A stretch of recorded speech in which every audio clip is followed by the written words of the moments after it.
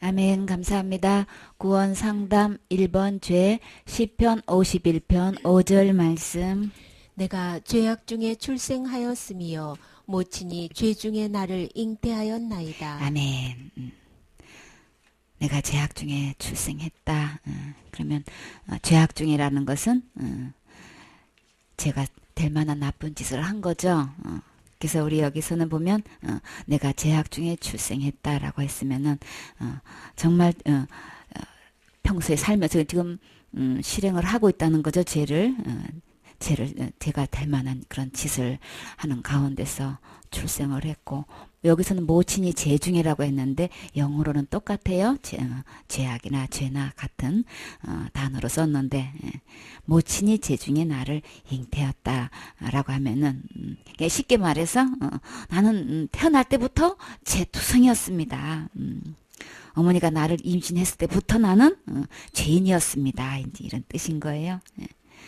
그러니까 우리가 죄는 어떻게 해서 내가 엄마 모태 중에서도 죄인이었고 출생할 때도 내가 죄투성이었다고 라고 말할 수 있을까요? 아기가 무슨 모태에서 무슨 죄를 지었다고 죄인이에요? 어떻게 해서 죄투성이로 태어나요? 날 때부터? 하나님이 계시지 않은 상태에서는 누가 봐도 죄 덩어리인 거예요. 의가 하나도 없는 거예요. 오직 선과 의는 거룩함은 예수님 안에 있는 거죠. 그렇기 때문에 하나님이 계시지 않는, 그리스도가 예수님이 계시지 않는 그 속에는 거룩함도 없고 의로움도 없고 깨끗함도 없고 선함도 없고 오직 죄악으로 누가 들어있기 때문에 그런 거예요. 하나님의 영, 거룩한 영이 계시지 않으면 악한 영이 들어있는 거죠. 그렇기 때문에 죄악 덩어리 맞는 거죠. 하나님이 계시지 않는, 하나님을 버리고 떠난 것에서 모든 불의가 내 안에 가득 들어있다는 거. 로마서 1장 28절부터 쭉 나와 있죠. 32절까지 그 내용이 전부 다 하나님이 없는 상태는 이러이러한 죄들이 독이 죄악들이 가득 들어있다고 말씀하셨죠. 그러니까는 애기든 어른이든 상관없이 내가 지금 실제로 애기를 잉태했느냐, 내가 그 안에 태중에 있느냐 아무 차이 없이 애기를 할지라도 다 죄악 중에 있는 거예요. 그렇기 때문에 우리 근본을 알아야, 죄가 뭔지를 알아야 애들이 무슨 죄가 있다고 지옥 가냐고 이렇게 이야기하게 되면은 우리는 실행한 걸로 기준을 삼죠. 근데 하나님의 기준은 뭐가 죄악이냐? 하나님이 없는 상태가 죄악인 거예요. 그래서 처음부터 우리를 창조할 때 하나님 형상과 모양으로 우리를 만드셨죠.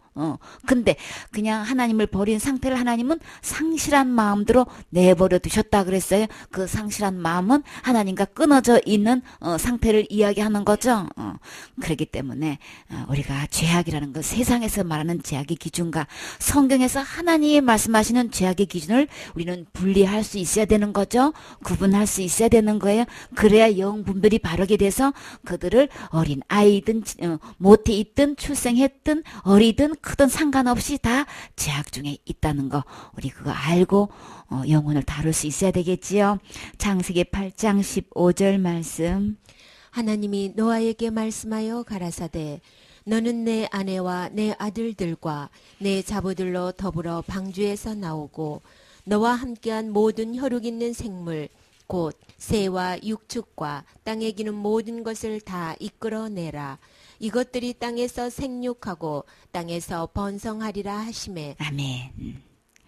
하나님께서 노아한테 이제 너는 내 아내와 내 아들들과 내 자부들 더불어서 방주에서 이제 나와라라는 드디어 명령이 이제 내렸어요. 그래서 그 안에 있는 모든 이제 혈육 있는 생물도 새도 육축도 다 땅에 기는 모든 것도 다 이제 이끌어내라고 하시면서 이것들이 땅에서 생육하고 땅에서 번성하리라. 그러면 하나님께서 그렇게 말씀하시면 하나님 말씀대로 그대로 이루어지지요. 그리고 이루어졌지요. 생육하라는 것은 낳아서 기르라는 거죠. 그래서 그걸 생략했다, 생장한다, 장육했다 이렇게 표현도 하는데 번성하리라 그랬어요. 한창 성하게 일어나서 퍼지는 걸 이야기하는 거죠. 나무나 풀이 무성할 때 보면은 참 번창했다, 번영했다 이렇게 표현하듯이 우리 주님께서 이렇게 땅에 있는 모든 것 이렇게 방주 안에 있는 것들 다 이제 나오게 했을 때 이제 땅에 땅에서 이제 이렇게 생육하고 번성하라라고 이제 말씀이 명령이 떨어졌는데 그 이후로 이제 노아가 이제 그 아들들과 아내들과 자부들과 함께 나왔죠. 나왔을 때 노아가 제일 먼저 어떤 일을 했나요? 진짜 그 방주 안에 있었을 때도 하나님께서 모든 것을 지켜주셨고 무사히 그 방주 안에서 죽은 자가 생물이든 사람이든 그런 이야기 전혀 없지요. 어떻게 해서 그 많은 날수 동안 방주 안에 있으면서 무사할 수 있었을까요? 19절 말씀. 땅 위의 동물 곧 모든 짐승과 모든 기는 것과 모든 새도 그 종류대로 방주에서 나왔더라.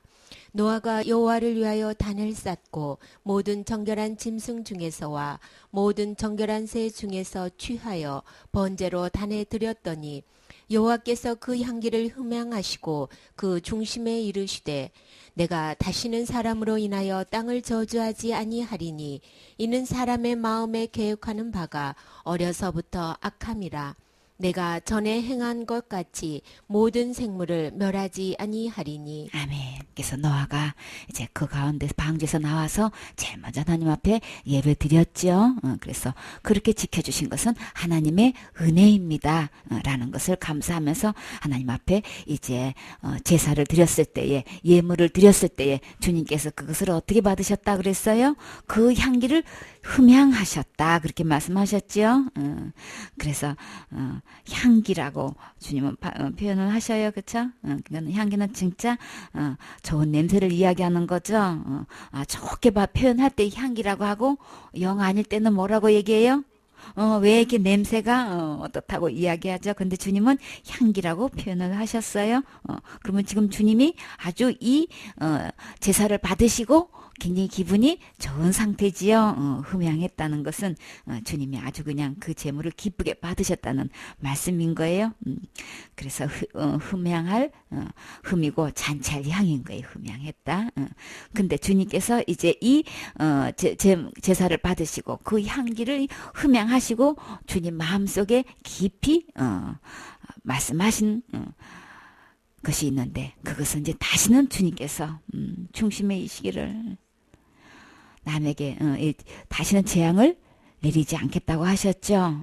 다시는 이제 멸하지 않겠다고 생물을 모든 생물을 내가 멸하지 않겠다라고 주님께서 말씀하셨는데 그러면서 하신 말씀이 사람을 언제부터 악하다고 말씀하셨나요? 사람의 마음에 계획하는 바가 어려서부터 악한 거다. 그렇기 때문에 어떤 그 어린애가 뭘 어떻게 악하다고 그렇게 말씀하실 수 있을까? 애기들도 화날 때 보면 고집 부릴 때 보면은 그 근성할 수 있죠. 그 애기들마다 그 표현이 다 틀리는데 진짜 그렇게 했을 때 주님은 사람끼리 어떻게 인정하든가 어려서부터 악하다라고 지금 이렇게 말씀하고 계시기 때문에 그래서 그걸로 인해서 다시는 이제 그러면 우리는 어떻게 해요? 생육하고 주님은 번성하라고 이렇게 말씀하셨는데 우리가 또 죄를 짓게 되면은 또 멸망시키면 또 거기에 대한 또 불안감이 있지요. 근데 주님은 그것에 대해서 다시는 이제 생물을 멸하지 않겠다고 중심에 주님께서는 그 말씀을 이제 말씀하시는 걸 볼 수 있어요. 6장 5절 말씀 다시 창세기 6장 5절 말씀 여호와께서 사람의 죄악이 세상의 관영함과 그 마음의 생각의 모든 계획이 항상 악할 뿐임을 보시고 땅 위에 사람 지으셨음을 한탄하사 마음에 근심하시고 가라사대 나의 창조한 사람을 내가 지면에서 쓸어버리되 사람으로부터 육축과 기는 것과 공중의 새까지 그리하리니 이는 내가 그것을 지었음을 한탄함이니라 하시니라. 아멘. 그래서 사람의 죄악이 주님은 어떻다고 지금 표현하고 계시나요? 세상에 관영했다 그랬어요. 가득 차가지고 미치지 않는 곳이 없다는 거예요.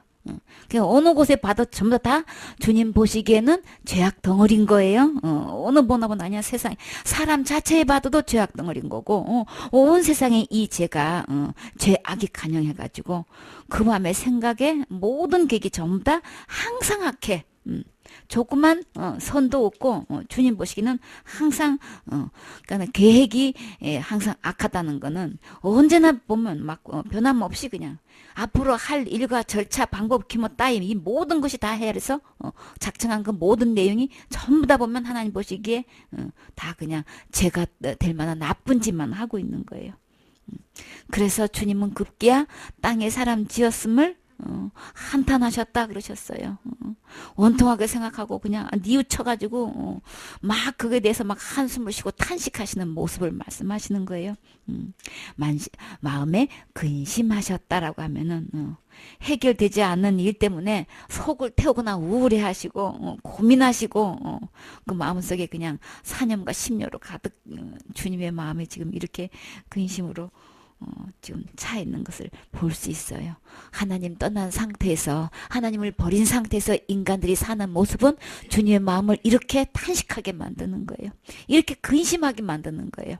근데 사람들은 속아가지고 내 인생인데 내 맘대로 산데 누가 뭐라 할 거야 하고 그냥 그저 자기가 주인이고 자기가 왕이고 그냥 자기 세상 만나가지고 자기는 자기 멋대로 살면은 그냥 그게 당연한 줄 알고 생각하고 있죠. 그러나 창조주 하나님은 그렇게 사는 삶을 이렇게 마음 아파게 해드리는 것을 우리는 전혀 모르고 살고 있죠. 하나님을 떠난 삶은 처음부터 끝까지 주님을 이렇게 지금 만들어 버리는 거라고요. 하나님 마음을 아프게 해드려서 우리에게 유익될 게 있을까요? 그래서 주님은 하나님 없는 상태로 사는 우리의 인간을 통해서 이렇게 본다는 거 우리 처음부터 알아야 되겠지요. 이제부터 우리 분명히 알아야 되겠지요. 하나님을 모르고 하나님 없이 사는 사람을 향해서 하나님의 그들을 향해서 갖고 있는 이 심정을 우리는 읽고 가서 이 주님의 사랑을 전해야 되겠지요. 그래서 빨리 주님께로 돌아오게 하는 것이 이 죄의 해결인 거예요. 죄가 뭔지를 우리 분명히 알아야 죄의 해결도 알고 그들로 하여금 죄가 뭔지 분명히 설명해주고 죄에서 돌이킬 수 있도록 인도해줘야 되는 거죠. 그런데요, 그래서 이 모든 사람들이 하나님을 떠나고 이렇게 사는 삶을 주님께서 그렇게 근심하시고 한탄하시는 가운데서 드디어 그냥 그대로 둘 수가 없지요.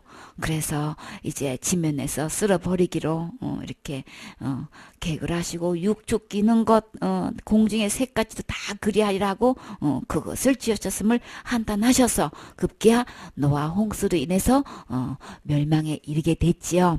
이런 시대에 이렇게 제가 간영해서 온통 하나님의 마음을 이렇게 한탄스럽게 하고 있는데요.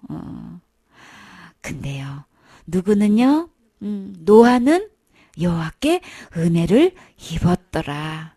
이렇게 세하게 간영해서 만연해서 도대체가 죄악이 없는 곳이 없는데도 불구하고 노아는 은혜를 입을 수 있었다는 거예요. 그러면 나도 은혜를 입을 수 있지요. 그래서 은혜라는 건 진짜 주님께서 고맙게 베풀어 주신 신세나 또 혜택이나 은총을 얘기하는 거죠. 이런 가능한 죄악으로 온통 물들어 있는 이 시대에도 내가 주님으로부터 은혜를 입기만 하면, 은총을 받기만 한다면, 주님께서 해놓으신 혜택을 내가 갖기만 한다면 나는 어떻게 될까요? 노아의 사적을 한번 볼까요? 노아의 사적은 이러하니라. 노아는 의인이요 당세의 완전한 자라. 그가 하나님과 동행하였으며 그가 세 아들을 낳았으니 셈과 함과 야벳이라. 때에 온 땅이 하나님 앞에 폐괴하여 강포가 땅에 충만한지라. 하나님이 보신즉 땅이 폐괴하였으니 이는 땅에서 모든 혈육 있는 자의 행위가 폐괴함이었더라. 아멘. 노아의 사적이면은 일의 실적이나 공적을 이야기하는 거예요. 사건의 자치 사실의 그 형적을 살펴보건대 노아를 지금 뭐라고 주님은 평가하고 계시나요? 죄악이 간영한 세상에서 노아만큼은 주님은 의인이다라고 이야기하는 거예요. 그리고 당세에 바로 그 시대에 노아가 살고 있는 바로 그 세상에 이 시대 바로 이 세상에서 노아를 보고 어떻게 의인이라고 주님은 말씀하고 계셔요. 그리고 완전한 자다 그러는 거예요. 모든 필요가 다 갖춰져 있어서 모자람이 없고 흠이 없는 상태를 지금 완전한 자라고 지금 하는데 급기야 하나님과 동행하는 자리예요. 같이 가는 걸 얘기하는 거죠. 같이 길을 가는 사람을 이야기하는데 함께 부역하고 동행하고 동반하고 그래서 동반자까지라고 표현하지요. 하나님과 동행할 수 있는 동반할 수 있는 이런 어떻게 노아가 있을 수 있었을까요? 그러면 그렇게 죄악에 간영한 세대에서 노아가 은혜를 입어서 의인이 됐고 당시에 완전한 자고 하나님과 동행할 만한 이것은 어떻게 해서 이런 기적이 일어날 수 있을까요? 하나님께 은혜를 입으면 되는 거죠. 주님이 찾아오셔서 나에게 이 은혜를 입혀주면 그 어렸을 때부터 내가 못해서부터 죄악 덩어리인 나도 하나님 보시기에 하나님만큼 의인 될 수 있는 거예요.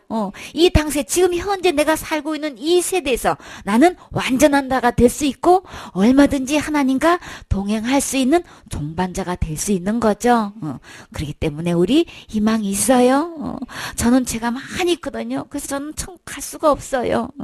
그래도 희망이 있어요. 하나님으로부터 은혜를 입으면 되는 거죠. 노아가 은혜를 입은 것처럼 우리가 그 은혜를 입기만 하면 그 은혜를 받기만 하면 노아처럼 의인 될 수 있고 완전한 자가 되어서 하나님과 함께 천국 갈 수 있어요. 그렇기 때문에 죄가 뭔지를 분명히 깨닫고 우리 그 죄의 해결도 우리 분명히 은혜를 입어서 그 죄를 해결하면 되는 거죠.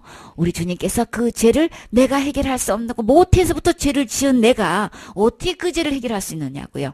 나는 할 수 없어요. 그래서 은혜를 입는 거예요. 그 죄의 해결을 예수님이 하나님이 십자가의 죽음과 부활로 다 해결해 놓으셨죠. 다 해결해 놓은 그것을 내가 받아서 누리면 되는 거예요. 그러면 노아처럼 나도 의인 될 수 있어요. 모든 사람이 그 멸망 중에서 그 죄악 중에서 다 쓸어버려서 다 죽음을 맞이할 수밖에 없었지만 그러나 방주 안에 들어간 노아 가족은 정말 하나도 죽지 않고 노아와 함께 들어갔던 그 모든 새와 짐승들도 기는 것도 다 살 수 있었던 것처럼 주님께서 분명히 보여주셨죠. 이렇게 하나님의 은혜를 입으면 하나도 그렇게 싹 쓸어버리게 멸망하는 그때도 이렇게 온전하게 살 수 있는 거 봤지? 보여주셨지요. 그런 것처럼 이제 멸망해서 지옥 갈 수밖에 없는 우리 모든 인류가 그렇게 형벌을 받을 때도 하나님으로부터 은혜를 입으면 절대 지옥 가지 않고 정말 우리 가족이 정말 이 하나님의 은혜를 어느 누구든지 이 받기만 하면 다 천국 갈 수 있다는 것을 이 노아 사건을 통해서 보여주셨어요. 그래서 우리가 해야 할 일은 내 스스로 죄를 해결하는 게 아니고 진짜 해야 할 일은 하나님께서 주시는 이 죄악에 간영한 세대에서 지옥 갈 수밖에 없는 내 죄투성인 데서 하나님부터 받은 은혜만 입으면 되는 거예요. 그 은혜를 받는 것이 죄의 해결인 거예요. 그래서 이 노아뿐만 아니라 그 세 아들도 셈과 함과 야벳도 그렇게 함께 노아 방주에 들어갔기 때문에 함께 구원을 받았지요. 이 마지막 새도 노아와 같다라고 표현하셨어요. 그러니까 방주 안에 들어가면 사는 것이지 노아와 그 가족들은 뭐 제 문제를 해결하려고 특별히 뭐 한 거 있나요? 힘쓰게 애쓴 거 있나요? 아무것도 없어요. 하나님께서 말씀해서 순종한 대로 그냥 노아 방주에 그냥 방주에 들어가라 하면 들어갔고 나오라 하면 나온 것 뿐인 거예요. 그렇죠? 하나님께서 모든 것을 해결해 놓으시고 들어가라고 할 때에 하나님께서 은혜를 다 해결해 놓으시고 그저 그 은혜를 받으라 할 때 받은 것 뿐인 거예요. 받기만 하면 되는 거예요. 받기만 하면 됐는데 그 받은 것으로 인해서 보니까 어디 갈 수 있는 거예요? 천국에 갈 수 있었던 거예요. 그쵸? 그래서 방주 안에 들어간 것처럼 그냥 은혜를 받으라 할 때 은혜 받으시면 죄의 해결은 저절로 되는 거예요. 그래서 우리가 진짜 가고 싶은 하늘나라 갈 수 있는 거죠. 그러면 나만 가면 되나요? 아니죠. 적어도 내 가족은 가셔야 되겠죠. 내 온 가족은 정말로와 방주 안에 들어갔듯이 다 천국에 갈 수 있어야 되겠지요. 가야만 되겠지요. 그러려면 너가 방주 안에 들어간 것처럼 하나님께서 주신 은혜를 받으면 되는 거예요. 그 받아서 누리면 되는 거지요. 그래서 그 세 아들을 낳았는데 때 온 땅이 하나님에서 폐괴하여 폐괴했다는 거는 다 그냥 부서지고 무너지고 다 무너뜨려진 상태인 거예요. 도체가 건질 게 하나도 없는 상태. 우리의 죄악으로 온통 우리가 다 그냥 도체가 건질 게 하나도 없는 이런 상태. 그러니까 우리가 우리 힘으로 뭐 할 수 없는 상태를 이야기하는 거죠. 강포가 그냥 땅에 충만했다는 거예요. 우악스럽고 포악한 것들로 온 땅에 다 충만해져 버렸기 때문에 그 상태로는 하나님께서 보신 적 땅이 다 폐기했다 그런 거예요. 이는 땅에서 모든 혈육 있는 자의 행위가 다 폐기함이었더라. 어느 누구 하나 빠한 구석이 없는, 도대체 건질 만한 사람이 하나도 없는 거예요.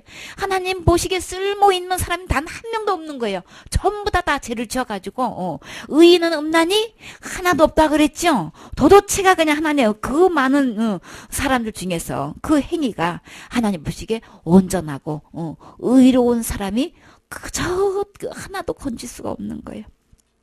그래서 혈육 있는 자들 강포가 그 땅에 가득해가지고 그 끝날에는 내 앞에 이르렀으니 내가 그들을 땅과 함께 멸하리라.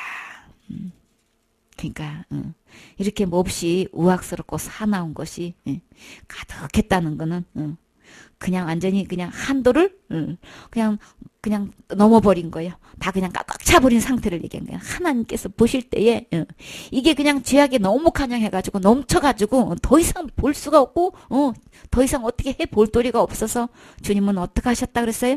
그 땅과 함께 멸하리라. 그래서 노아 홍수 때의 그 사건을 통해서 지금 우리 세대에서 이제 앞으로는 어떤 심판이 기다리고 있나요? 불심판이 있지요. 그렇기 때문에 이제 죄악이 가득해가지고 도대체가 더 이상 주님으로서는 더 이상 볼 수가 없어. 그래서 이제 불로 이제 태운다고 그랬지요. 그러기 전에 우리는 노아 방주 안에 들어간 것처럼 노아처럼 은혜를 입어야 되겠지요. 은혜를 받아야 되겠지요. 베드로전서 5장 5절 말씀. 젊은 자들아 이와 같이 장로들에게 순복하고 다 서로 겸손으로 허리를 동이라. 하나님이 교만한 자를 대적하시되 겸손한 자들에게는 은혜를 주시느니라. 그러므로 하나님의 능하신 손 아래서 겸손하라. 때가 되면 너희를 높이시리라. 아멘. 여기서 젊은 자들아 이와 같이 장로들에게 순복하라. 그러면 교회 지도자 어른들 이야기하는 거죠. 그래서 순복하라는 거는 순순히 복종하라는 거예요. 그러면서 다 겸손하라 그랬죠. 남을 존중히 여기고 자기를 내세우지 않는 태도를 이야기하는데 공손하고 또 겸양하고 겸사하다 이렇게 표현을 하는데 교만하게 되면은 잘난 체하고 뽐내고 그냥 건방지고 도대체 오만하고 고만하고 방자하고 이런 상태에 있으면 주님은 대적하신다 그랬어요. 하나님이 그런 자를 대적하신단 말이에요. 그러니까 적이나 어떤 세력이 있으면 그냥 그 힘 따위를 맞서서 겨루는 거죠. 그냥 가만 주님이 가만 내버려두질 않는 거예요. 완전히 그런 사람들을 그냥 다 대치시켜가지고 적대해서 상대해가지고 다 주님께서 손봐 준다는 거죠. 한번 그러기 때문에 하나님 앞에서는 우리는 겸손해야 되죠. 하나님 능하신 손 아래서 겸손하게 되면 겸손한 자에게 주님께서 무엇을 약속하셨나요? 은혜를 주시기 때문에 노아 시대에 은혜를 잊게 되면은 의인이 되고 당세 완전한 데에서 하나님과 동행해서 천국에 갈 수 있는데 어떻게 내가 은혜를 입을 수 있을까요? 겸손해야 되는 거죠. 하나님 앞에서 우리가 어떻게 겸손해야 되는 거예요? 기록된 말씀 앞에서 그대로 아멘하고 어린아이처럼 말씀을 받아들이는 거예요. 그런 상태가 겸손한 상태인 거예요. 그런 상태라야만 하나님께서 주신 예비하신 은혜를 받을 수 있는 거죠. 그래서 하나님의 능하신 손 아래서 겸손하면 주님께서 때가 되면 너희를 높이신다 그러셨어요. 진짜 높이시는 거는 어디에 갔을 때 진짜 높이는 걸까요? 하나님의 능하신 손이다. 어떤 일다에서도 막 뛰어나게 아주 그 솜씨가 못할 게 없으신 분인 거예요. 전능하신 분이시죠. 이렇게 하나님의 손 아래서 겸손하기만 하면 우리 주님께서 때가 되면 우리를 높이신대요. 어디까지? 천국까지 우리를 높이 인도하실 수 있죠.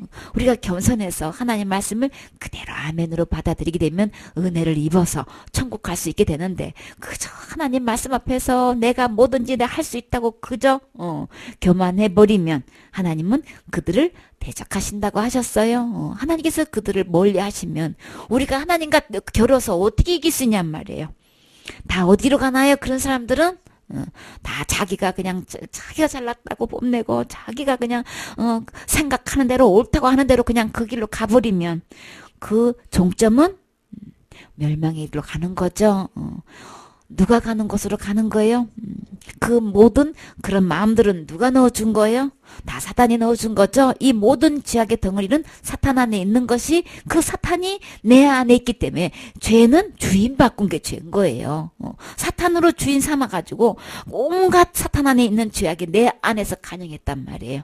그러니까 죄의 원인은 주인을 바꾼 거예요. 죄의 해결도 주인을 다시 원리 지대로 바꿔야 되는 거죠. 그래서 하나님의 은혜를 입는다는 거는 그 하나님을 내 안에 주인으로 모신다는 거죠. 진짜 겸손한 거는 하나님을 하나님 자리에다가 모시는 거예요. 왕을 왕의 자리로 모셔야지 진짜 겸손인 거예요. 예, 우리는 진짜 그게 그 겸손이 뭔지도 착각하고 있고 모든 기준은 세상 기준으로 본단 말이에요. 그때 진짜 겸손은 하나님 앞에서 하나님을 하나님 자리에다가 딱 제대로 왕자에 모셔야 되겠지요. 내 마음의 왕자리에 하나님을 모셔야 진짜 겸손한 거예요. 그게 은혜를 입는 거래요. 그게 살 길인 거죠. 그렇게 해서 의로우신 하나님이 내 안에 왕자리에 모셔야 그러면 나는 그 다음부터 의인이 되는 거예요. 완전하신 하나님이 전능하신 하나님이 내 안에 주인으로 오실 때 나는 그때부터 당세에 완전한 자가 될 수 있는 거죠. 전부 다 우리는 기준이 내가 뭘 하는 걸로 지금 기준을 잣대를 재고 있단 말이에요. 그거 아니에요. 우리는 아무것도 할 수 없어요. 우리는 그냥 진토일 뿐인 거예요. 흙 덩어리가 뭘 하냔 말이에요. 그러나 생명 대신 영생 대신 전능하신 주님이 내 안에 들어와서 생명이 된 것처럼 모든 것은 주님이 내 안에서 일하실 때 선함도 있고 의로움도 있고 거룩함도 있는 거죠. 내가 하는 게 아니고 내 안에서 주님이 하시는 거예요. 그래서 얼마든지 주님이 내 안에 계시면 그때부터 얼마든지 의를 주님은 내 안에서 행하실 수 있죠.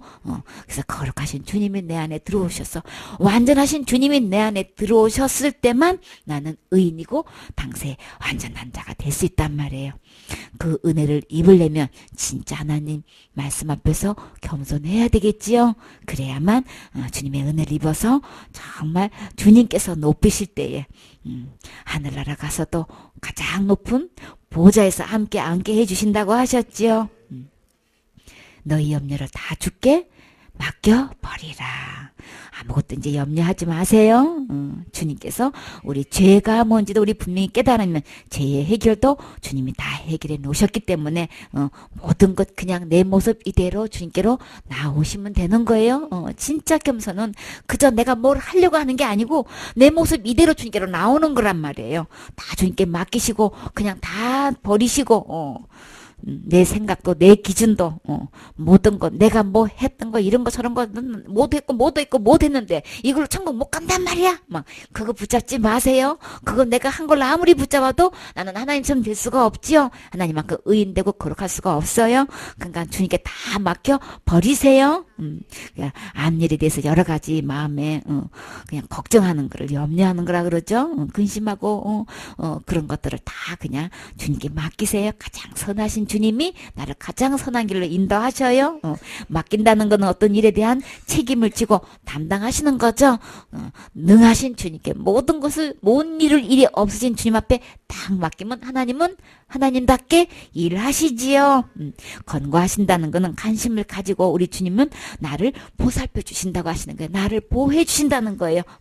그러니까 능히 나를 모든 죄악 가운데서 지옥에서 멸망할 수밖에 없는 그 길에서 나를 능히 건져 줄 수 있고 보호해 줄 수 있고 해결해 줄 수 있는 주님께서 나를 권고해 주신다고 책임져 주신다고 지금 약속하고 계셔요. 그러니까 내 영혼의 문제를 앞으로의 모든 문제를 하나님께 그냥 내어 맡기세요. 내가 하려고도 하지 말고 그거 걱정도 하지 말고 나 이런 죄 지었었는데 앞으로 지금까지 이런 죄 지어왔는데 그것도 걱정하지 마시고 앞으로 살면서도 나는 깨끗하게 완전하게 살고는 싶지만 그게 잘 안 되는 것도 걱정하지 마세요. 주님은 그 모든 것 다 알고 계시기 때문에 다 아시는 분이 다 책임지시고 해결해 놓으셨어요. 그러니까 앞으로 어떤 되어질 일도 주님께서 다 보호해 주신다고 약속하셨기 때문에 주님 앞에 다 내어 맡기시면 되는 거예요. 5장 8절 말씀. 근신하라 깨어라 너희 대적 마귀가 오는 사자같이 두루 다니며 삼킬 자를 찾나니 너희는 믿음을 굳게 하여 저를 대적하라. 이는 세상에 있는 너희 형제들도 동일한 고난을 당하는 줄을 알미니라. 아멘. 근신하라는 거는 말이나 행동을 삼가해서 조심하라는 거예요. 그러나 우리가 이렇게 근신할 수 있는 거는 말과 행동에 대해서 어떻게 삼가할 수 있느냐, 무엇을 기준을 두고 할 수 있어요? 기록된 말씀 앞에서 볼 때 우리가 행동이 내 생각이 하나님 말씀에 비춰서 이건 길이 아닌 거네. 이게 잘못인 거네. 이게 악인 거네. 이게 교만한 거네. 세상 기준으로 보면은 분별이 안 생긴단 말이에요. 그러니까 사람끼리 비교했을 땐 저 사람보다 내가 훨씬 더 나은 것 같은데 내가 더 잘한 것 같은데 하고 결론이 안 난단 말이에요. 그러면 우리는 모든 것을 근신할 수 있는 기준은 하나님께로 와야 되는 거죠. 기록된 하나님 말씀으로 펴놓고 하나님 말씀대로 그대로 기준을 삼으면 내가 정말 어떤 것에서 말과 행동에서 삼가하고 조심해야 되는 것을 알게 해주시죠. 그래서 마귀는 그냥 우는 사자같이 두루 다니면서 삼키려고 한단 말이에요. 어떻게든 우리를 속이고 거짓말 시켜가지고 우리의 모든 생각과 사상들을 완전히 그냥 잘못된 이론으로 잘못된 말들로 해가지고 우리를 삼켜버려가지고 하나님께서 주시는 믿음을 붙잡지 하나님께서 주시고자 하는 그 은혜를 받지 못하게끔 한단 말이에요. 믿는다는 건 하나님께서 해놓으신 이 은혜를 내가 받아들이는 걸 은혜를 받는다고 하는 거예요. 그게 곧 믿음인 거예요. 하나님께서 해놓으신 것을 받아야만 내가 은혜를 잊고 정말 지옥까지 한번 천국 갈 수 있는 건데 이 믿음에 대해서 사탄은 옳게 바르게 믿지 못하도록 다른 믿음을 주어가지고 속여가지고 지옥 끌고 가게 한단 말이에요. 그렇기 때문에 우리는 마귀를 주님께서는 대적하라고 그랬어요. 그러니까는 기록된 말씀 외에 다른 것을 듣는 것은 전부 다 마귀가 속여서 이야기하기 때문에 그냥 당일을 씌워가지고 아주 겉으로는 굉장히 달고 맛있게 빛깔도 예쁘게 해가지고 그걸 먹게 한단 말이에요. 당장 먹기는 굉장히 단가인데 그 속에는 극약이 들인 독약이 들어있는 거예요. 그러니까 세상의 말 사탄의 말은 다 그렇게 해가지고 속여 넘어가게 하니까 그것을 대적하기 위해서는 분별할 수 있는 거는 기록된 말씀만 분별할 수 있어요. 그래서 우리가 부끄러운 일꾼이 되지 않으려면 옳게 말씀을 분별해야 된다 그랬죠. 분별하려면 기록된 말씀으로 돌아올 때만 분명하게 알 수 있는 거예요. 마귀가 처음부터 살인한 자고 거짓말장이고 거짓의 압이었다는 것을 우리가 말씀으로 돌아올 때에 우리가 분별할 수 있는 것이지 그렇지 않으면 우리의 이 생각으로는 마귀를 능가할 수가 없단 말이에요. 그러면 우리는 평소에 우리는 누구 말을 들어야 될까요?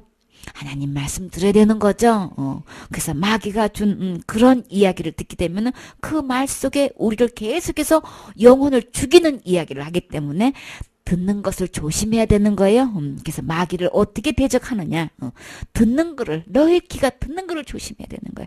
하나님의 기록된 말씀을 듣고 그 말씀을 묵상하고 그 말씀대로 우리는 그것을 기준으로 놓고 아멘으로 받아들여야 되는 거죠. 그래서 너희는 믿음에 굳게 하여 하나님의 기록된 말씀을 그대로 받아들이는 것에 내 마음을 결심하고 굳게 그걸 결정해야 되는 것이지 자꾸 다른 데로 귀를 기울이고 듣게 되면은 우리는 사탄은 혼미시켜가지고 그저 계산이 그냥 뻔하게 나오는 것도 계산 판단 분별력을 잃어버리게 해가지고 혼미시켜서 이게 결정이 바르게 내리지 못하게 한단 말이에요.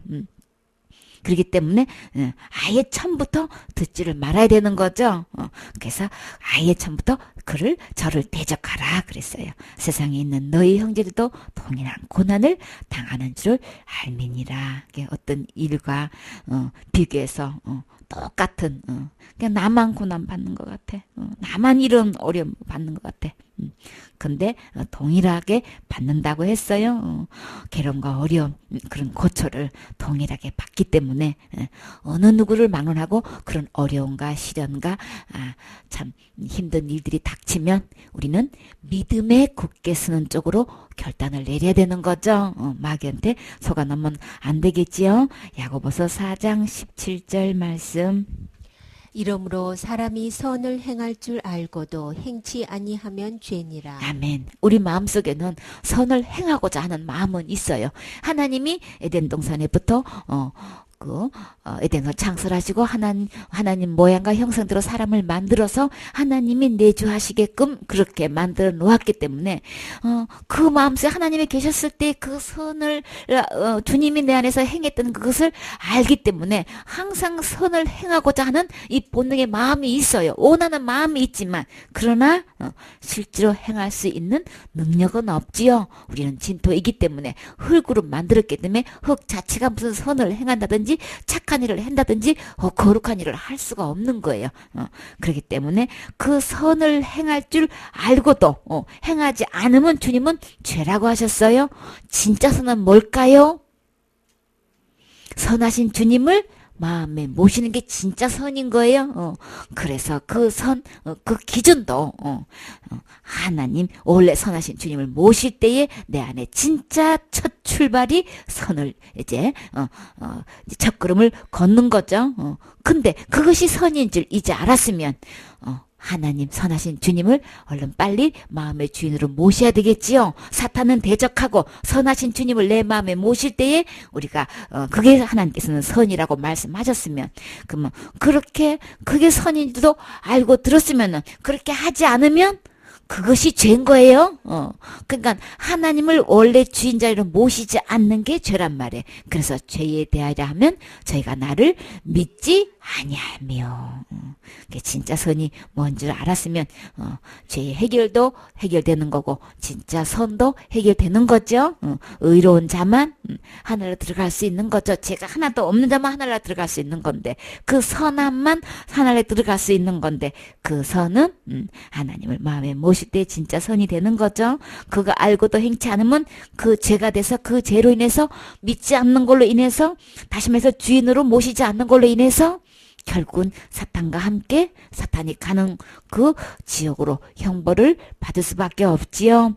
로마서 7장 18절 말씀. 내 속 곧 내 육신에 선한 것이 거하지 아니하는 줄을 아노니 원함은 내게 있으나 선을 행하는 것은 없노라. 아멘. 내 속에는 육신에는 선한 것이 없어요. 선은 하나님께 있기 때문에 마음에 원한 거 있다고 해도 선을 행하고자 해도 할 수 없어요. 그래서 선하신 주님을 모시면 되는 거죠. 이것에 대해서 고민한 바울은 어떻게 표현을 했을까요? 로마서 7장 24절 말씀. 오호라 나는 곤고한 사람이로다. 이 사망의 몸에서 누가 나를 건져내랴. 아멘. 이 바울도 여기 대해서 너무나 선을 행하고 싶은데 선을 행할 수 없다는 것을 깨닫고 정말 공고한 사람이다. 형편이나 처지가 따위가 뭐 너무나 딱하고 어렵게 된 거예요. 선을 행해야 되는데 선을 행할 수 없는 자신을 보고 그냥 막 탄식하고 오라 나는 진짜 이게 너무 딱하다. 진짜 이거 어떡하면 좋냐. 이 사망의 몸에서 누가 나를 건져낼 수 있을까? 선하신 주님이 계시지 않는 내 몸은 사망의 몸이에요. 그게 생명의 주가 내 안에 있어야 내가 영생을 하게 되는 건데 그 영생 대신 생명 대신 주님이 계시지 않는 내 이 육신은 내 속은 누가 봐도 사망의 몸인 거죠. 여기서 나를 건질 수 있는 분은 오직 누굴까요? 뭐 오라 나는 공고한 자라는 것은 사망의 몸에서 내 스스로 나를 건질 수 없다는 거죠. 바울도 스스로 자신을 건질 수 없다고 이렇게 단식하고 있다고요. 그럼 우리는 할 수 있나요? 다 동일하게 아무도 할 수 없죠. 오직 이 사망의 몸에서 나를 건질 수 있는 분은 생명 대신 예수님 뿐인 거예요. 그래서 주님께서 은혜를 베풀어 주셔서 예수님을 보내주셨지요. 그래서 이 예수님을 통해서만 우리가 이 사망의 몸에서 건져줄 수 있기 때문에 우리는 누구를 막론하고 이 은혜를 입어야만 되는 거죠. 하나님이 계시지 않는 선하신 거룩하신 주님이 계시지 않는 우리 마음속에는 다 어떤 것만 들어있을까요? 마태복음 15장 11절 말씀. 입에 들어가는 것이 사람을 더럽게 하는 것이 아니라 입에서 나오는 그것이 사람을 더럽게 하는 것이니라. 이에 제자들이 나와 가로되 바리새인들이 이 말씀을 듣고 걸림이 된 줄 아시나이까? 예수께서 대답하여 가라사대 심은 것마다 내 천부께서 심으시지 않은 것은 뽑힐 것이니 그냥 두어라. 저희는 소경이 되어 소경을 인도하는 자로다. 만일 소경이 소경을 인도하면 둘이 다 구덩이에 빠지리라 하신대. 베드로가 대답하여 가로되 이 비유를 우리에게 설명하여 주옵소서. 예수께서 가라사대 너희도 아직까지 깨달음이 없느냐. 아멘. 그래서 주님은 어떤 것이 우리를 더럽게 한 것이라는 것을 주님께서 분명히 말씀하셨어요. 입으로 들어가는 것들은 사람을 더럽게 하는 게 아니다. 입에서 나오는 그것이 사람을 더럽게 한다고 지금 말씀하고 계시죠. 그랬더니 여기서 누가 걸렸어요? 바리새인들이 이게 걸린 거예요. 그러니까는 제자들이 바리새인들이 지금 예수님이 지금 하신 말씀에 지금 걸려가지고 소화가 안 돼가지고 지금 문제를 삼고 있는 거 예수님 알고 계시나요? 그랬더니 모르실 리가 없지요. 심는 것마다 내 천국에서 심으시지 않는 것은 다 뽑혀낸다. 그냥 하나님 말씀대로 되는 것이지 그들 생각대로 되는 거 아닌 거예요. 다 뽑혀지는 거예요. 참된 것만 심을 때만 참된 거 거두는 거죠. 그냥 둬버리라. 그들을 향해서 지금 소경이라고 지금 이야기하는 거예요. 소경이 소경을 인도 하는 것밖에 안 된다. 인도한다는 거는 가르쳐서 이끄는 걸 이야기하는 거죠. 길을 안내하는 걸 이야기하는 건데 소경이 어떻게 길을 인도해요? 길이 어딘 줄 알고 길도 모르는데 길 앞만 안내해봐야 소용없지요. 그래서 그냥 냅둬라 그랬어요.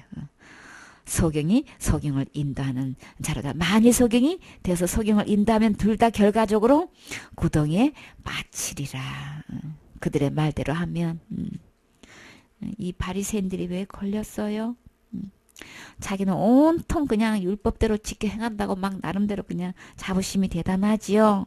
그래서 율법을 지키면 천국 갈 수 있는 줄 알고 힘쓰고 애쓰고 하지만 그것으로는 하나님 나라 이룰 수 없지요. 항상 온갖 일을 행해야 되는데 우리는 그렇게 할 수는 없지요. 우리가 할 수 있는 데까지 하지만 단 한 개만 범해도 600여세까지 율법 준서 단 하나만 범해도 우리는 하나님은 계산 방법은 다 범한 거라고 된단 말이에요. 그러면 하나만 범해도 죽어서 사형 선고 받아가지고 지옥에 갈 판인데 우리는 한 개만 범하나요? 단 한 개만 범했다 할지라도 주님은 다 범한 걸로 계산하기 때문에 우리는 어느 누구도 율법을 지켜가지고 천국을 가려고 계획 잡고 힘쓰고 애쓰는 사람은 단 한 명도 천국 들어가지 못할 뿐더러 그냥 다 구덩이에 빠지게 돼요. 그러면 그렇게 자기 스스로도 그렇게 애쓰고 힘쓰고 또 그런 사람들 그렇게 막 이렇게 가리키고 인도하는 그자나 그 사람이나 다 전부 다 둘 다 구덩이에 빠진다고 해서 이 구덩이는 어딜까요? 천국 아닌 지옥으로 가는 거지요. 그러니까는 율법을 지켜서는 아무도 내 스스로에서는 선함을 행할 수가 없는 거죠. 그래서 근데요 이 설명이 누구도 지금 못 깨닫고 있나요? 제자들도 지금 무슨 소린지 잘 몰라. 그래서 예수님 좀 어려워요. 좀 설명해 주실래요? 비유를 우리에게 설명해 달라고 지금 이야기하고 있어요. 그래서 어떤 현상이나 사물을 직접 설명하지 않고 다른 비슷한 현상을 해가지고 사물을 빗대어서 설명하면 조금 어려운 거는 이제 그렇게 하면 우리 수준에 맞게끔 어린아이 눈높이로 좀 설명해 주실래? 너무 고차원적이라서 저희가 좀 모르겠어요. 그러니까 상대편이 좀 밝게 알 수 있도록 좀 배려해달라고 좀 비유로 말씀해 주시면 안 될까요? 그러니까 너희도 아직도 못 깨닫는 거야? 그래서 입으로 들어오는 거는 모든 것은 배로 들어가서 뒤로 나온다 그랬죠. 근데 입에서 나오는 것들은 마음에서 나오는 거다. 그래서 근데 마음속에 누가 있길래요? 마음에서 나오는 것은 악한 생각. 그 속에 또 뭐가 있어요? 살인이 들어있잖아요. 최초의 살인. 선악과 따먹으면 정령 죽는다는 하나님 말씀. 그렇게 말씀하신 이상은 그 선악이 선악과가 아니고 극약인 거예요. 사약인 거예요. 그 뒤로부터 우리에게 진짜 죽음이 찾아왔지요. 살인과 간음과 음란, 도둑질하는 거, 거짓 증거, 회방이다. 이런 것들이 마음속에 가득 들어있는데 회방한다는 거는 남을 헐뜯어서 비방하는 걸 이야기하는 거죠. 그냥 남의 일을 방해하는 거를 회방한다고 지금. 이런 것들이 지금 온통 우리 마음속에 있어가지고 사람을 온통 더럽게 한다. 그냥 씻지 않는 손으로 먹는 걸 가지고 지금 장로의 그냥 전통에 의하면 사람의 전통에 의하면은 어떻게 저 제자들은 손도 안 씻고 저러고 있냐 막 이제 이거 갖고 지금 예수님 앞에서 탈을 잡고 있는 거예요. 그러면서 진짜 손을 씻느냐 안 씻느냐 이런 걸로 씻지 않고 먹어서 사람을 더럽게 하는 게 아니고 마음에서 나오는 것이 사람을 온통 더럽게 하는 거다. 이 모든 것들이 악한 생각, 살인, 간음, 음란, 도둑질, 거짓 이런 온통 이런 회방하는 것들이 지금 마음에 있다 그랬죠. 근데 그 마음 속에 어떤 상태가 이런 것들로 지약으로 가득 들어 있는 건가요? 하나님이 계신 마음이 전혀 아닌 거예요. 그래서 우리 마음속에 두 가지로 우리 속사람, 하나님이 계신 속사람과 겉사람을 우리 구분해야 되는 거예요. 하나님이 계신 속에는 절대로 이런 죄가 조금도 침범할 수가 없어요. 들어올 수가 없어요. 하나님의 영역에는 거룩함만 있죠. 의로움만 있단 말이에요. 선함과 깨끗함만 있기 때문에 절대로 그런 죄악이 가령 세상의 죄가 들어올 수가 없어요. 지금 말하는 이 죄악은 사탄이 들어 있었던, 사단이 주인으로 됐던 이 안에 이런 것들이 가득 들어 있다는 이야기를 지금 하고 있는 거예요. 이게 사탄으로 나오는 이 모든 것들이 우리를 온통 더럽게 한다고 지금 말씀하고 있어요. 그래서 죄의 원인도 주인 때문이고 죄의 해결도 주인을 선하신 주님과 이 악한 모든 것들을 하고 들어있는 이 사탄하고 빨리 바꿔야 되겠지요.